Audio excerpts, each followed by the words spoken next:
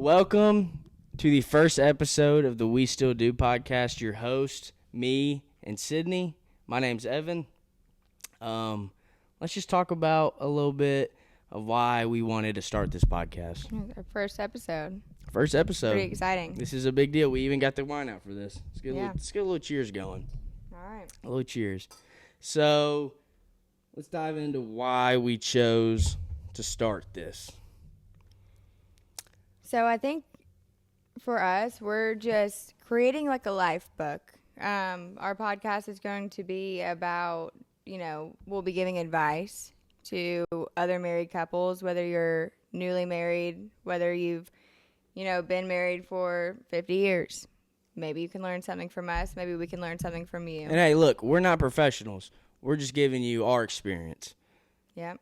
And so Evan and I got married this past September, just a few months ago.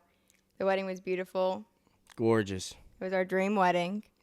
Thanks to our parents, grandparents, friends, family. You know, they all came together to support us, celebrate us, and get us through and give us our dream wedding. So, and I think another thing, too, with making this podcast, we kind of want to, like she said, a life book. I think it'd be cool one day when we have kids, they can look back on these videos.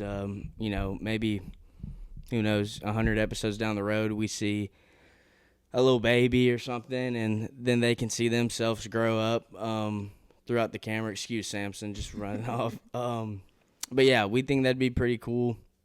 And, like you said, advice, tips maybe, but also just regular conversation that we would have any other day, sitting on the couch hanging out as we do every day.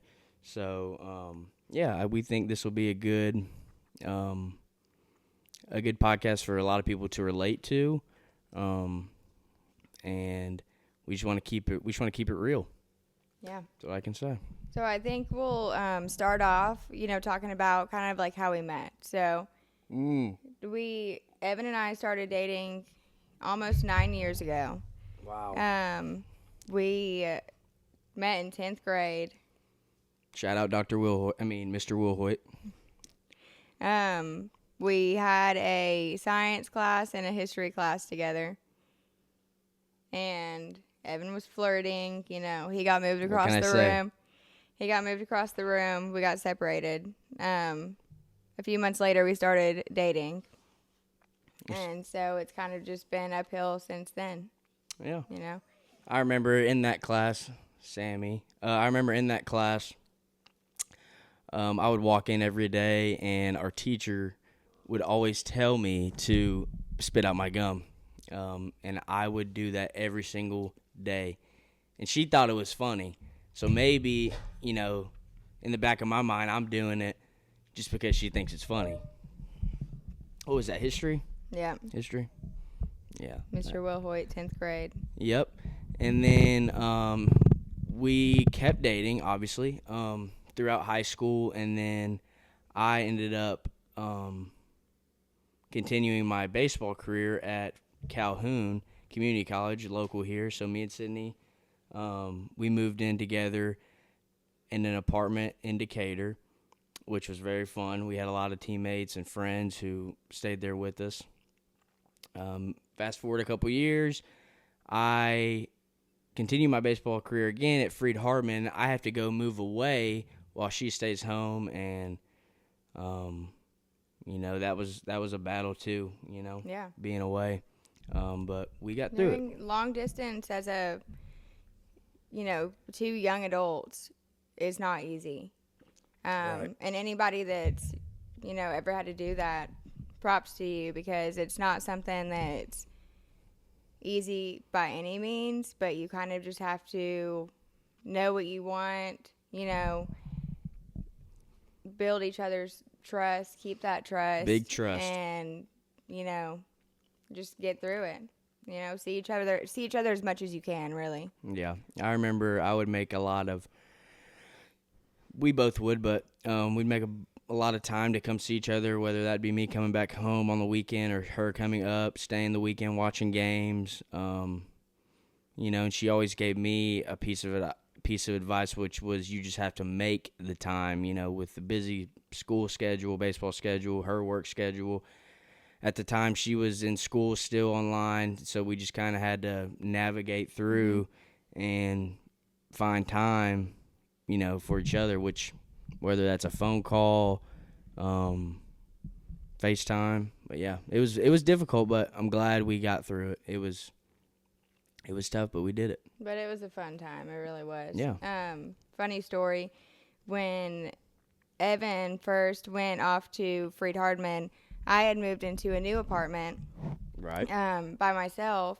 And kind of just, because our first apartment, it was kind of just like, hand-me-down things. We got, all of the used, like, utensils and pots and pans. Well, our next apartment, I kind of got to just kind of make my own because I had been working, I'd saved up a little bit of money, and I was able to, buy furniture and the things that we needed for our apartment. Well, I just moved in. Evan just went off to school, and a few weeks later, Evan calls me, right? And I'm vacuuming the apartment. Where are you going with this one? I don't know what you're talking about. You called me, and it's the yeah. Weekend, and I'm vacuuming the apartment, and we're on the phone and we're talking, and I think I tried to click FaceTime to show him, like what all I've done with the apartment, and he wouldn't answer my FaceTime, and he's like, I don't know why, my, camera's not working on my phone, my FaceTime, my FaceTime might not be working. And just a second later, I hear a knock at the door, and my heart drops, right? Because I'm not expecting anybody, and this is my first apartment. I'm living alone.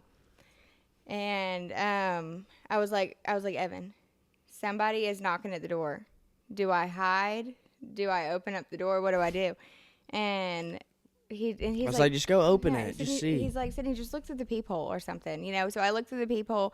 And I go, Evan, nobody's there. No, it's covering it. Okay, yeah. I was like, no. You're right. You're right. No one was there. We were hiding. No, I was like, Evan, nobody is there. So I open up the front door, and here's Evan and his roommate Cam, who we've known since he played at Calhoun, and he lived in our apartment complex as well with us, our first one. And they scared me to death. And I just remember them laughing for so long about the look on my face because it's like my heart just dropped. It looks like she saw a ghost. So they surprised me, not the best way. Not the best way to surprise me, but... and we would do that a lot. We would... Yes. Over the next 4 years, Evan, whether it was Evan or whether he was bringing his roommates home, they would always, just come and just surprise me. And it got a little bit less scary over time because I kind of learned to expect it, But she never knew. She might have expected, but we always gave her a surprise. Yeah. But yeah. What we got next on the docket? So back real quick. Let's go back to getting engaged. Okay. Or whatever. Getting engaged. That was one of the best days of our life. So we were in Punta Cana. We went for a trip. It was my mom, my brother, Evan, and I. My mom decided she was going to take us on a trip instead of Christmas presents, which we always appreciate. We would rather make memories, really, with family for Christmas. And so we went on this trip. I think I kind of... No. I think I kind of smelt something, No, she didn't. I smelt something, but I didn't. But this was like weeks before we even went on the trip. And so my best friend, Katie, I'd asked her because I was like, surely like she'd know if I was getting engaged. But I obviously didn't expect her to tell me whether I was or not. And I was asking her, like, this is weeks before. And she was like, I remember her going, Sydney, no, stop. She goes, if you are, I'm going to be mad because I don't know about it. And I was like, okay, then, Which I did not tell her. He's not proposing. Did not tell her. He's not proposing, surely. And so we go on this trip. Evan is like not talking to me the whole way. First of all, let's get this out of the way. First of all, this is the first time that I have stepped foot on a plane as well as leaving the country. So if your boy was a little shaken up, that's just what it was. So everything's new for me. I got going on a plane for the first time, out of the country for the first time, and proposing for the first time. So my nerves were up. I remember driving because we we stayed in Atlanta and then drove that morning super early to the airport, and I'm battling in my head just because, for one, I'm claustrophobic and I don't like tight spaces, so it kind of just made me feel weird. But luckily, it ended up being fine. But we get to Punta Cana, and I'm talking with her mom about it because her mom actually carried the ring for me during our flight and travel. So when we get there, she's like, "So when are you gonna do it?" And I was like, "I was planning like probably the last day or something." She's like, "No, you got to do it. You got to do it middle of the trip or early into the trip." So I was like, "Okay." So her mom plans family pictures. Wasn't that like the day after we got there? Yeah, the day after. So really, it actually ended up working out because we could enjoy the engagement. That little time we had. He would have been nervous if you would have waited until the last day. You would have been nervous Nelly the whole time. Oh yeah. I would have been wondering what's wrong with you the whole time. Why are you not talking to me? Yeah, I was. Yeah, I definitely would have. But so her mom gets family pictures going with the photographer in Punta Cana, and we go on the beach, and we're doing pictures, at the resort. I got her ring in my pocket, this box, right, where the ring is, in my back pocket. And so anytime we had to sit to take a picture, I was always trying to adjust myself so I wouldn't crush the box. And I'm always trying to walk behind Sydney so she doesn't see this big square in my pants. And then we get to the beach finally. I'm sweating at this point. And we're doing pictures, and we do this one pose where she's not looking at me. And I had to make sure when I opened the ring, I opened it and the ring was upside down. So I was checking, I was looking. Because side note, we're like basically in the water. So we were like taking pictures on the beach. In the water. Like with our feet in the water. And so I can see where he was. That was probably an added, It's crazy. nervous. I wasn't even nervous about dropping it. Really? No, that's the last thing I was thinking of. Really, the last thing. Like, I was just nervous for the moment, to be honest. Like, I wouldn't even think about dropping it. Well, I said yes, and that's why we're here. That is true. And I don't even think I asked. I don't know if you did. I think I went mute for that, 30 seconds. I was emotions everywhere. I'm crying. She's crying. It was. I think neither one of us could get words out. I don't even know if I said yes or if I nodded my head. I just remember like kneeling to the ground and just giving you a hug. It was almost like an crying. internal ask yes. We knew it was coming, didn't know when. Well, we got married, so I don't think the question right. Matters at this point. But yeah, that's how we got engaged. We had a great rest of our trip, except for both of us had upset stomachs later on. The water got us. We were drinking the water. Well, I didn't drink any of the water, but I didn't realize, brushing your teeth with the water in a country where you're not supposed to drink the water is the same thing as drinking it. Anyway, bottled water. If you're ever going to Punta Cana or any, place in the world that you're not supposed to drink water, don't brush your teeth with it either, Yeah, that was brutal. And we didn't get back right until a couple of days after we got back home. Yeah. So then she was eventually brushing her teeth with a water bottle that was, in a bottle, not from the faucet. But overall, great trip. The pictures turned out great. We'll pop you up some pictures of the proposal. But yeah, it was everything. I mean, I couldn't have thought of a better way to do it. Yeah. It was beautiful. Yeah.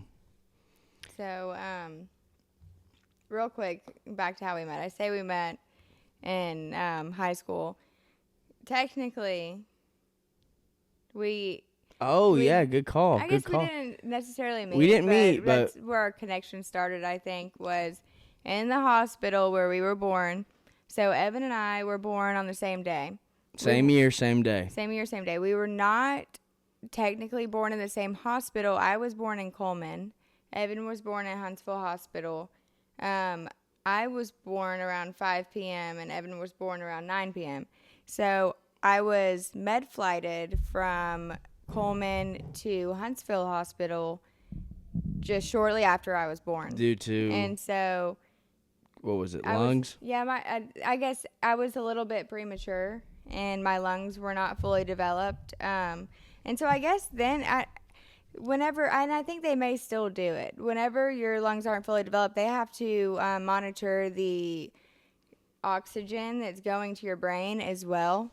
Because it's not just your lungs that they're watching all of it whenever one organ is not fully developed. So I guess they screw a little screw on the top of your head, which is like a monitor to monitor the brain whenever you're a newborn baby and your lungs aren't fully developed and you have to be placed into a NICU. And so I still have a scar on the top of my head from it. She actually still has the screw, and I kind of crank it. Yeah. So anyway, I was med flighted to Huntsville Hospital shortly after I was born, and I was in the NICU because Coleman Hospital didn't have a NICU at the time. I don't know if they do now or not, but med flighted over there, and I like to joke that by the time I arrived was whenever Evan wanted to come out, and because that's when he fell in love. Probably true. I remember your mom telling me that when she had Sydney, eventually made her way, drove from Coleman to Huntsville while Sydney was being med flighted, and she remembers going while Sydney was in the NICU, going to look at the the regular babies? Yeah, just in the regular room with the nursery with all the babies, and she was looking, and odds are I was probably in there, which was crazy. Yeah.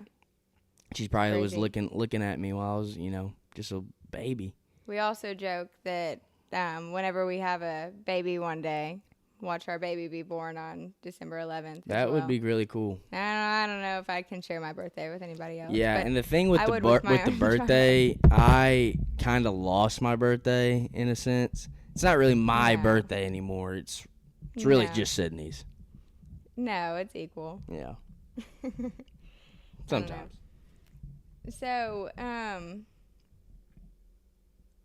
what do you want to dive into next? And talk about living together before marriage. Oh yeah. Just because we've kind of already dived into that. Right.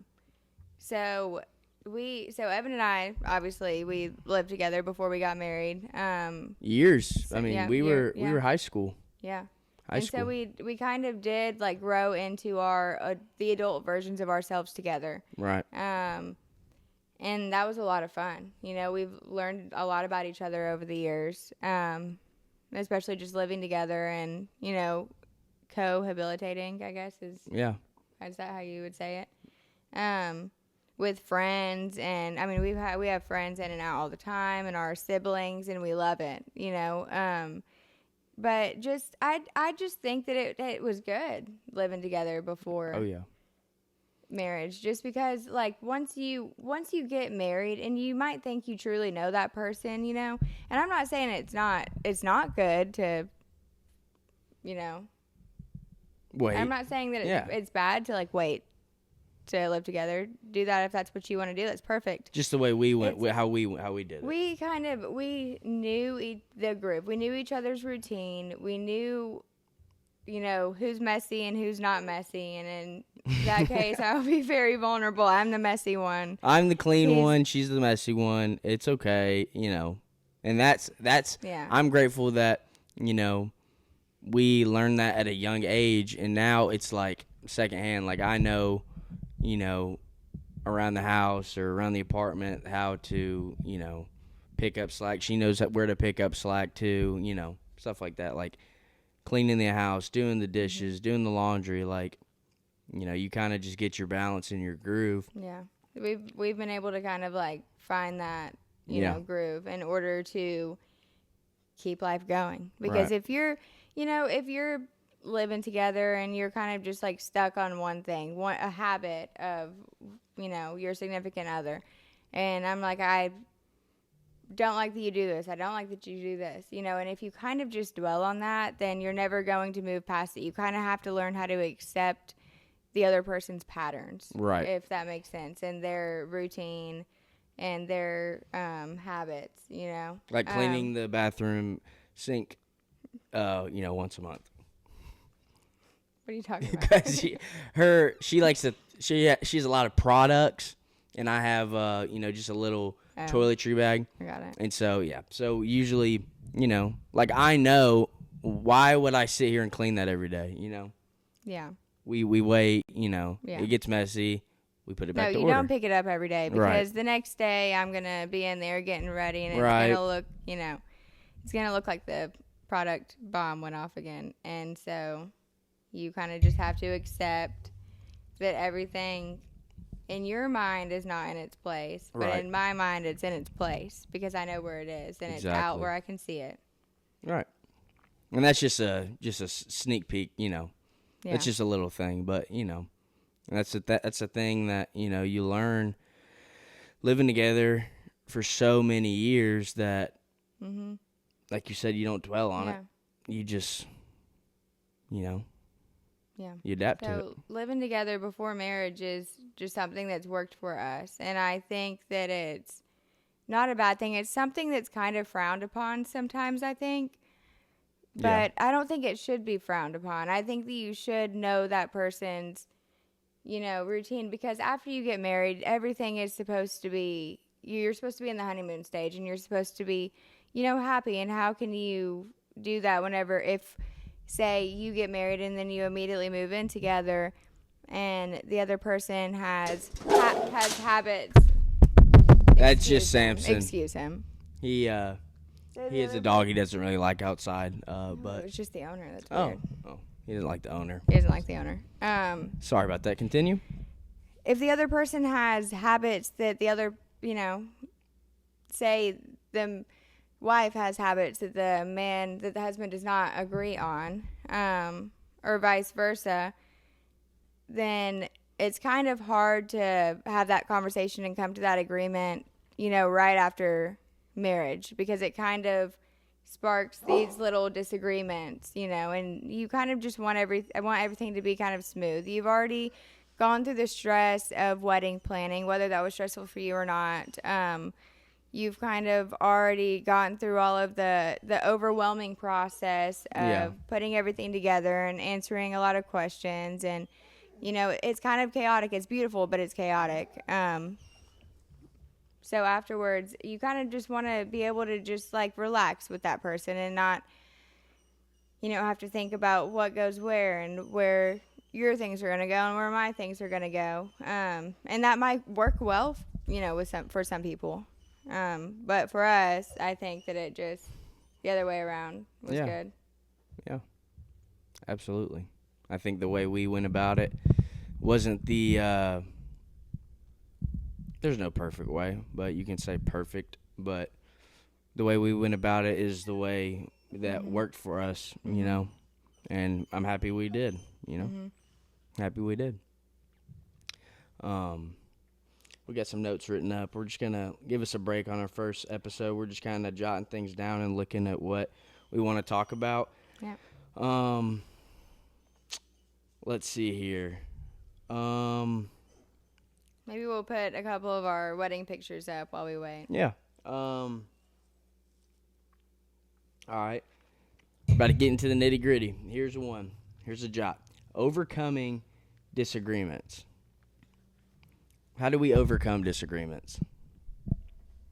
Well, I'll be very honest. And the thing is, it's not fights. It's just disagreements. Like we have many small, disagreements. They're not fights. They're disagreements, and it'll be stuff that, throughout the day you'll go, what was that's just so minute. You know what I mean? Yeah. And we aren't perfect by any means, but we don't let our disagreements become fights. Right. We don't let small little, bickers nagging or things, inconveniences become a big thing. It might seem big in your head at the time. At the moment, right. But we will never raise our voice and, leave, or we don't believe in that, storming out the door, leaving, or you sit down and you finish the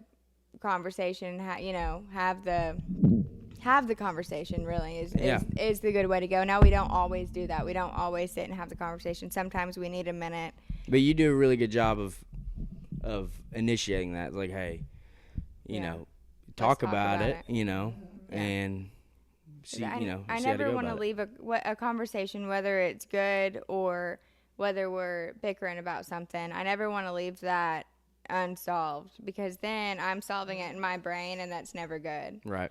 You know, I'm solving it by myself, and it's never good. I want to sit with you and talk about it, you know, and then that's how we overcome it, really. And that's how we like to overcome it in a perfect world.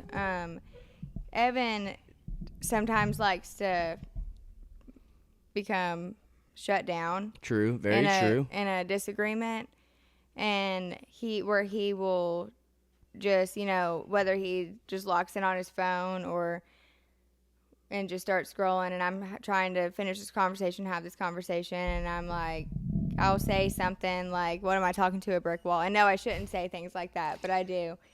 And but like I said, she goes back and she does a good job. Samson, come here. She does a good job of pulling that out of me, you know, and making me have those conversations, which, you know, I'm grateful for. Yeah. And communicating is always good in a relationship, whether you're dating, whether you're married, engaged, friends. Communicating is always good. You always want to know where the other one is at, you know.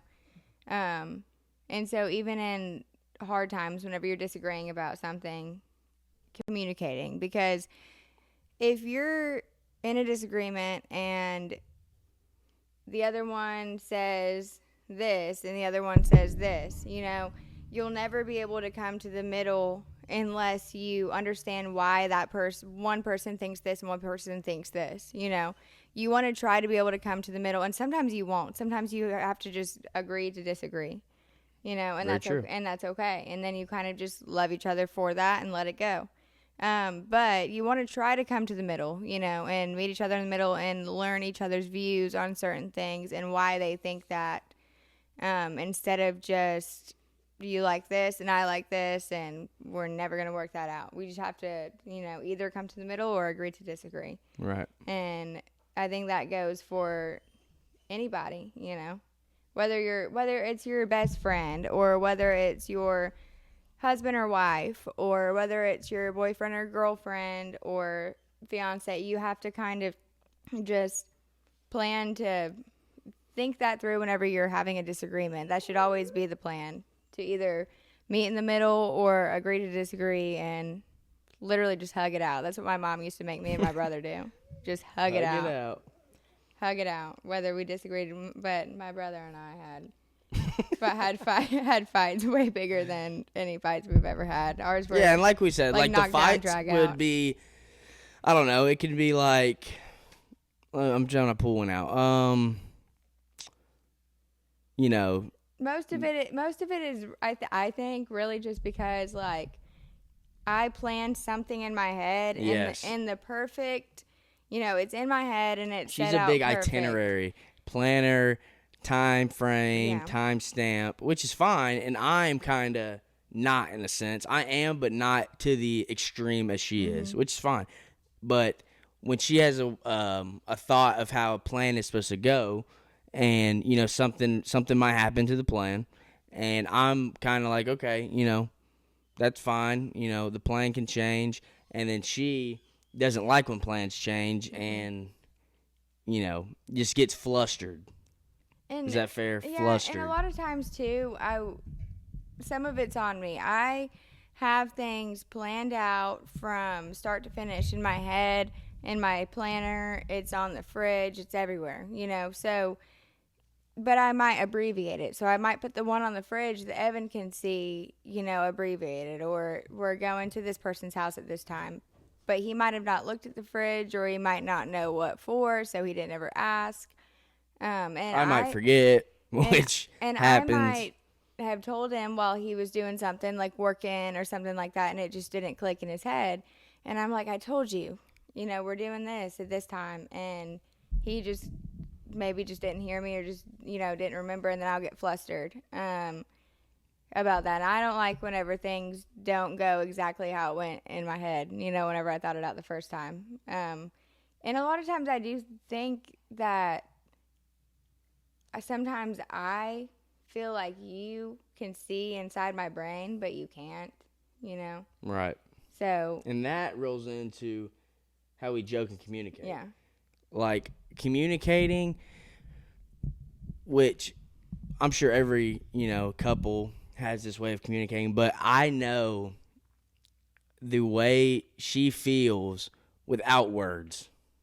Mm-hmm. I think I can say pretty confidently. It's a look.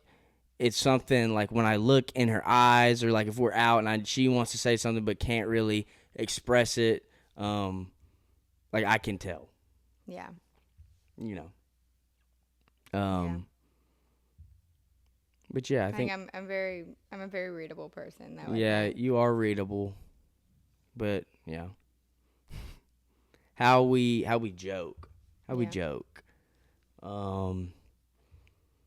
Sydney likes to say, so I just got braces. Thank. We'll start off.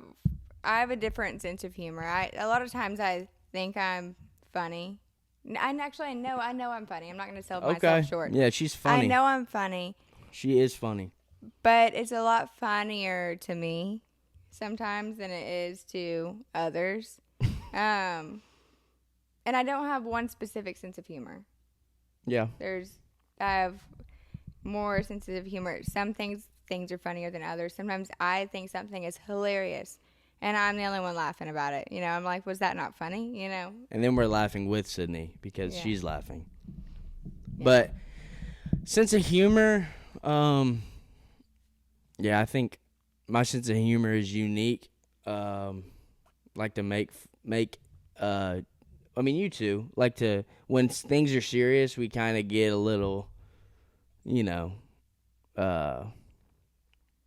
serious moments where it's not joking. Yeah. I think we make light, or we cope with it of joking. Not joking, but like laughing maybe. Sometimes I think we make too light of a, situation if we're trying to turn a negative situation into a positive situation. Sometimes I know that I make too light sometimes of a scenario, and sometimes Evan has to tell me, like, Sydney, this is not the time or place to be giggling or, carrying on, doing whatever I'm doing. But Evan, he can be a little bit more serious than I in times. But, Yeah. What about it? Nothing. What were you going to say about your braces? Oh, so back to my braces. So shout out, thanks to Durham Orthodontics for getting me braced up. I got my braces, and ever since I got my braces, Sydney likes to say I've resorted back to childlike humor. He does. Which, in a sense, as I'm thinking about it, that might be kind of true. It is. It is. It is. Let me give you a couple of examples. Okay. So I work at Durham Orthodontics. I, put his braces on with Dr. Durham, my boss. Ever since he got these braces a couple of weeks ago, say we're walking into Target, right? And you would think a normal 25-year-old adult would just walk into the Target. Right. No. He's jumping up. Like those balls that are in front of Target, those big red, balls. He's like jumping over them. Oh, yeah. Being a fool, really. He jumped to touch the top of the door. Right. Testing my vert. Yeah, he's, or acting a child. Or sometimes, like for instance, we'll be in a Dick's or something, and I'll grab a ball and throw it across. I say it, Sydney, go on her route.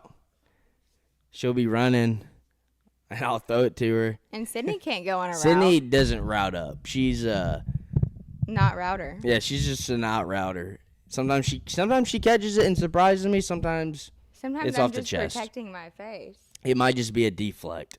Yeah. But yeah. But I was not taught that in life. I did not.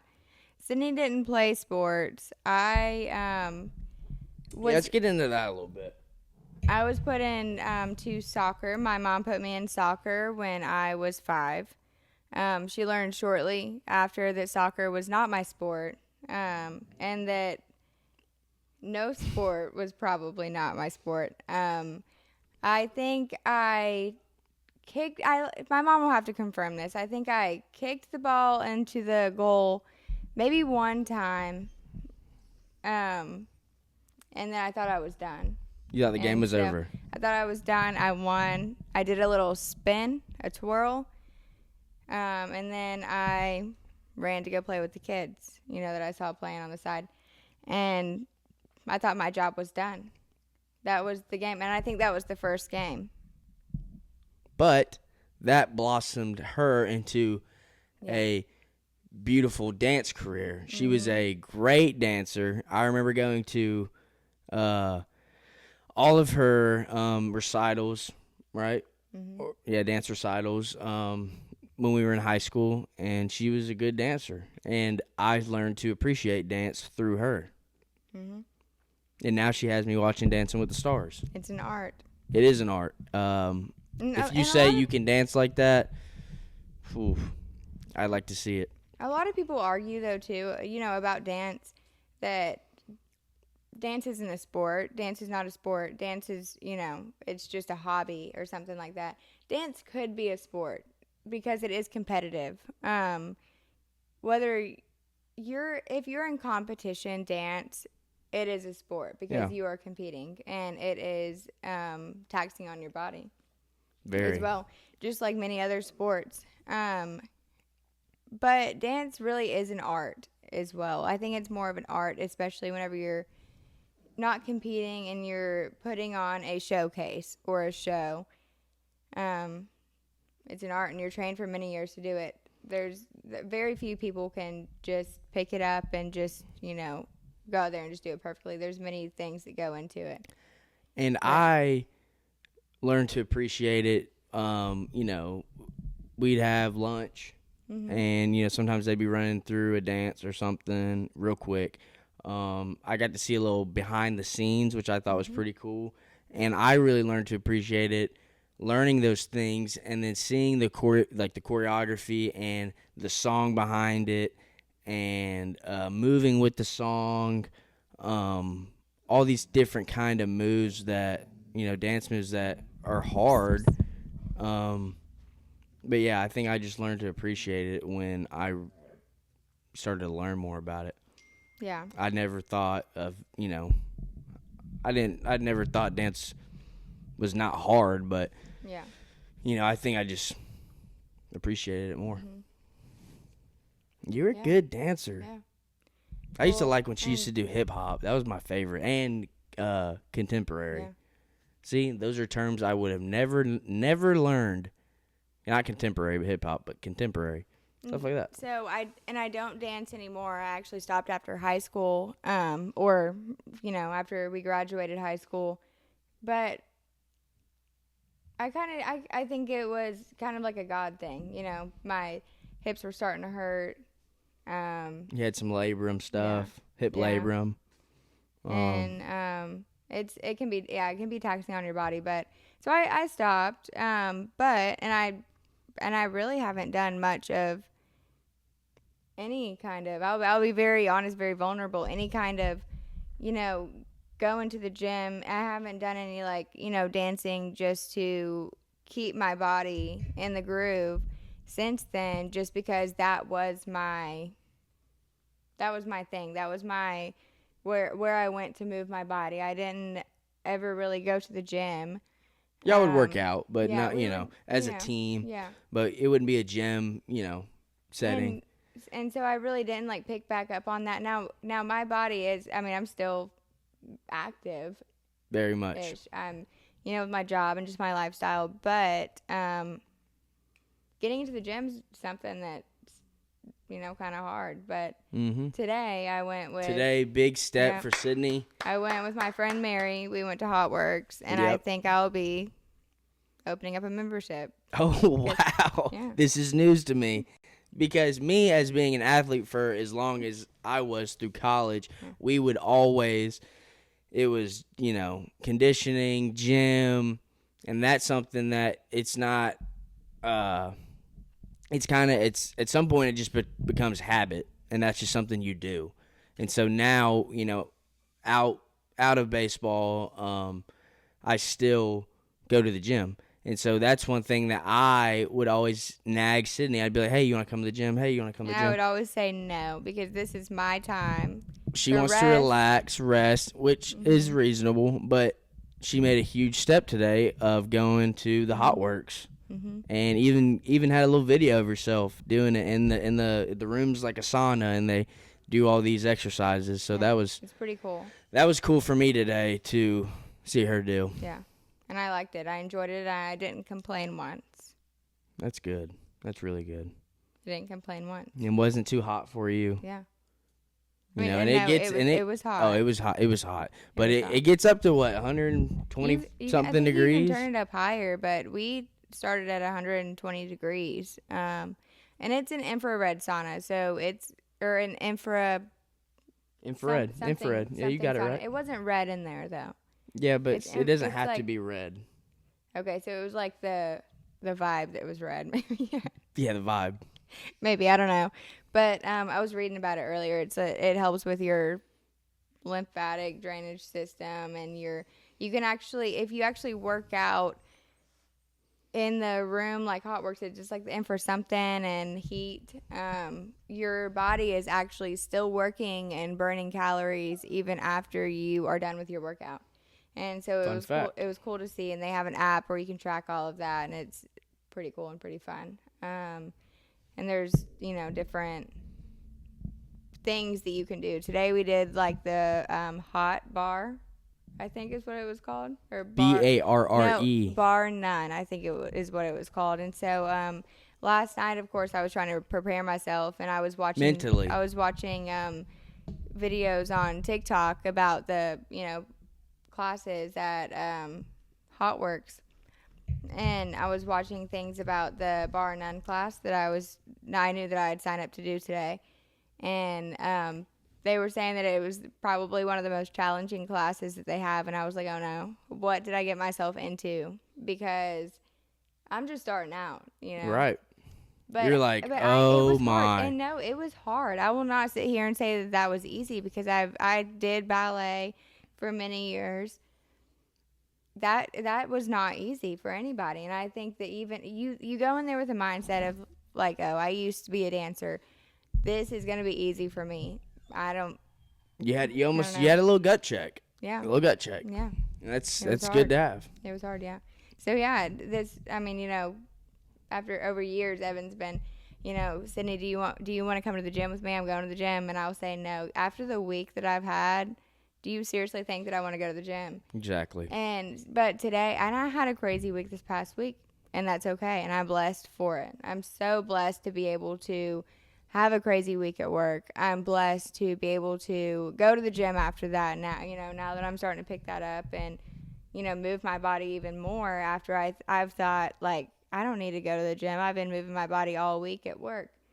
We just have to be grateful to be able to go to work and have a crazy week and see all of our coworkers and all of the people that we spend most of our time with, and then be able to come home and cook dinner with your husband, because that's another thing that Evan and I have been trying to do more together, is just cooking dinner together. It's not necessarily like a I have to cook dinner for you every night. And it bounces back and forth. And Sydney's a big, even though we're in our apartment, this is our living room. Behind the camera to the left is our kitchen. We are within 15 feet. She's a big do it together kind of person. Mm-hmm. If she's cooking dinner, it's like, and which I'm fine with helping, but she's like, hey, would you want to help cook this dinner? I'm like, yeah. She's a big we do it together person. Which is side note, I do love doing it. I do love doing it together. I would rather, even though I know that I'm a little bit controlling whenever it comes to cooking with you in the kitchen. I'm trying to. I almost ask, why am I in the kitchen?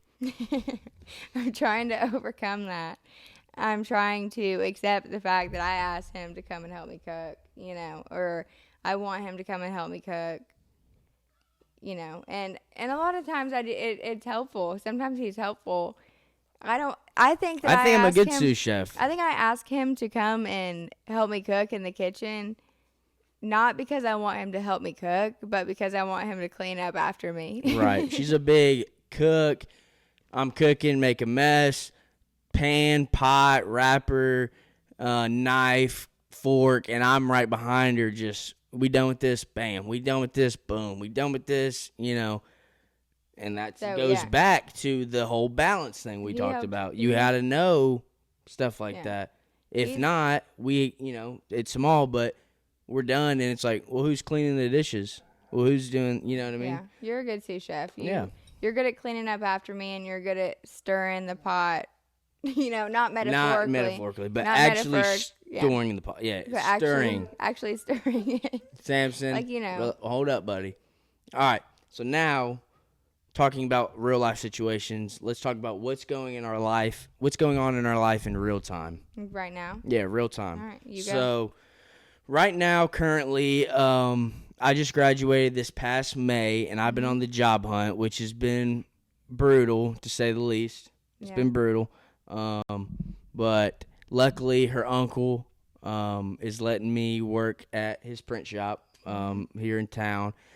And I've got to learn a lot, working there. And during that time, I am also contracted with a podcast in Los Angeles. Shout out to Pointer Brothers, my wife's boyfriend. I turn long-form content into short-form content for them.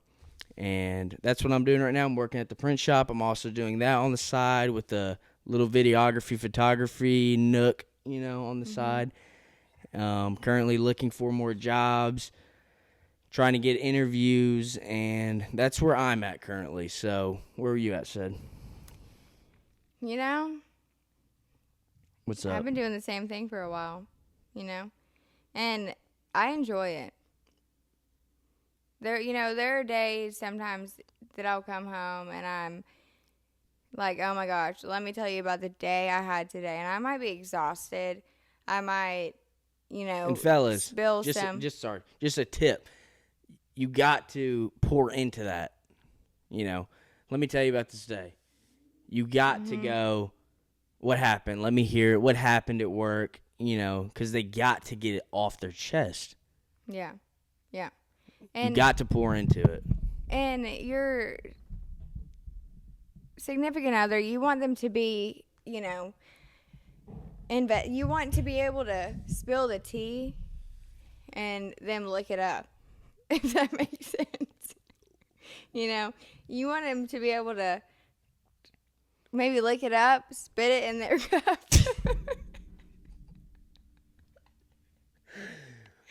She's off the rails. Maybe just spit it in their own cup and pour it back. Spill it back. Spill it back. And, you have to take that tea, take a sip of it, and spill it back to your partner. And maybe splash in their face. Oh. Who knows? Right. But you have to be able to do something with it. You can't just say, oh, okay, yeah, you can't nice. Just let the tea spill on the floor and do nothing with it. Yeah, you can't be like, oh, cool. Then, what does it turn out? Spilt tea? And it's just spilt tea at that point. Can't do nothing about spilled tea. But, I've got to be able to come home and I guess, spill the tea or tell them about my day, tell them about my week. And whether that's, positive or whether something happened that just irritated me or, Evan does good with that. My friends and I like to call him a girl's girl. Okay. Not that he's a girl. He's the husband that everybody wants. That's a big compliment. He's the husband that everybody wants. And I will take that. And a lot, if not all of my friends kind of just see Evan that way as somebody that they could go to or that they could look to for, whenever they're looking for a husband. I think they're probably wanting some of Evan's qualities just because he's good. So I'll come home. I'm working at Durham Orthodontics. I'm a dental assistant, and that's what I've been doing, for a while. But yes, Evan's is a good one. And so is Sydney. She kind of just spilled that on me right there. So She's also great. But they call him, yes, they call him a girl's girl. Just because it's not bad. It's a good thing. It's just because you are the husband. Are you giving me flowers right now? Okay. We won't take it that far. We'll just say it's just because that you are the husband that will, if I'm having a girls' night, Evan, a lot of times it's like unannounced, like it just happens within the moment. And I'm like, hey, by the way, like so and so and so and so are coming over and we're having a girls' night. And Evan's like, okay, well, I didn't prepare for this. And Evan will kind of just, and I love this. And sometimes Evan will kind of just hang, and he can hang. And he can talk with us. He can chat with us.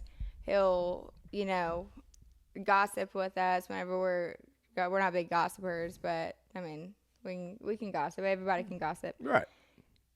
And he'll just kind of give his input where it's needed, And vice versa too. That's also the same for you. If a lot of my friends, Sydney's also friends with them. They're just good dudes I got around me, and Sydney's friends with them too. So there's been times where it's me, my friends, either it's my friends, my roommates, and Sydney. And she can also, she's not that person to, sit there and just kind of be by herself. She's she likes to be a part of the social conversation. Definitely very social. Yeah.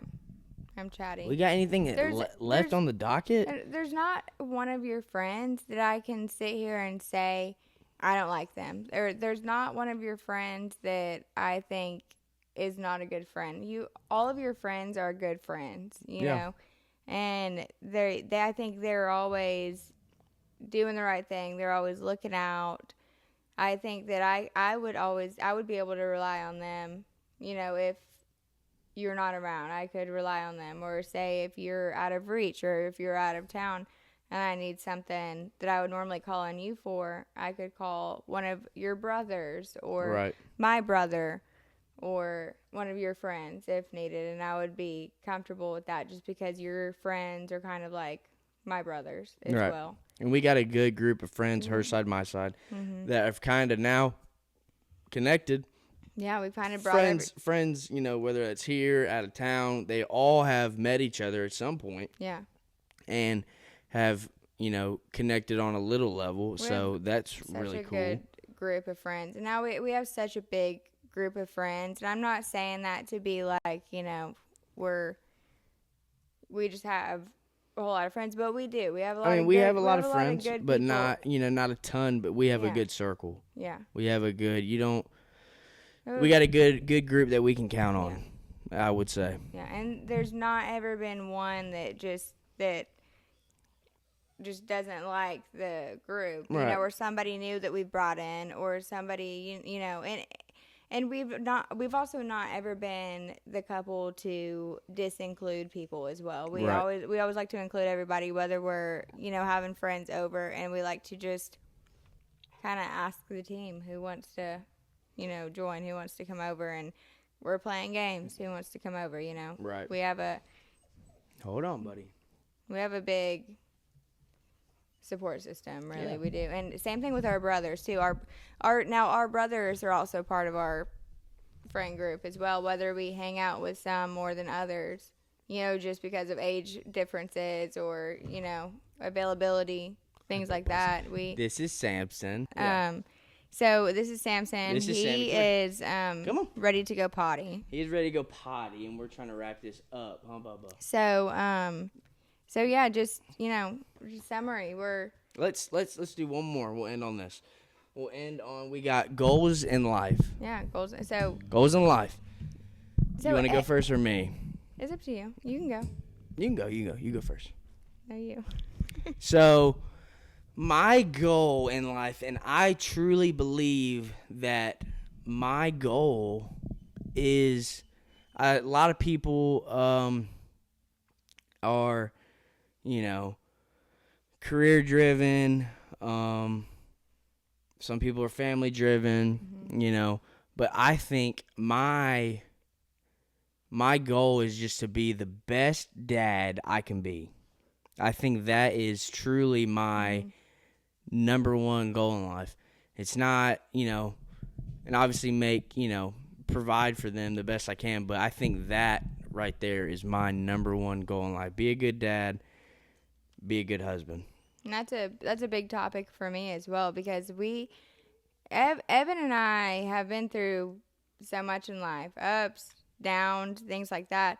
We want to set a good foundation for our future children. And while we don't have children yet, we've already started talking about the kind of parents we want to be and how we want to handle certain situations. And we've come up with like these little scenarios about, about how we would like to discipline and how we would like to handle just go about things. One situation and the other. And so we both kind of have, the same mindset on that.